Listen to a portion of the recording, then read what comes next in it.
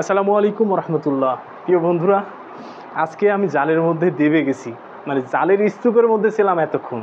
জাল এখানে যা আছে তা হলো সব কটসুতার জাল। যারা বড় বড় নদী থেকে, সমুদ্র থেকে বড় বড় কোয়ালিটির মাছ মারতে চান, তাদের জন্য কিন্তু আপনার কটসুতার জালের বিকল্প নেই, কটসুতার জাল নিতে হবে। এক্ষেত্রে দেখেন জাল কত কোয়ালিটির, কত ধরনের জাল হতে পারে। দেখেন, মানে আমি এখনও জাল পাই নাই ঠিক মতো।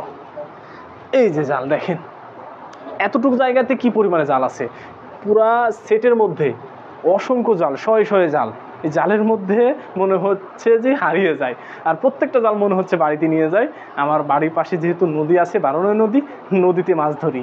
তো আপনারা যারা সমুদ্রে মাছ ধরতে চান, তারা সব সময় চেষ্টা করবেন ভালো কটসুতার জাল নিতে, যাতে করে জালটা টেকসই এবং মজবুত হয় এবং অনেক দিন লাস্টিং করে। কটসুতার জাল এমনিতে লাস্টিং করে, একটু দেখে নিলে আরও অনেক দিন লাস্টিং করবে। তো আসসালামু আলাইকুম রহমতুল্লাহি ওয়া বারাকাতুহু।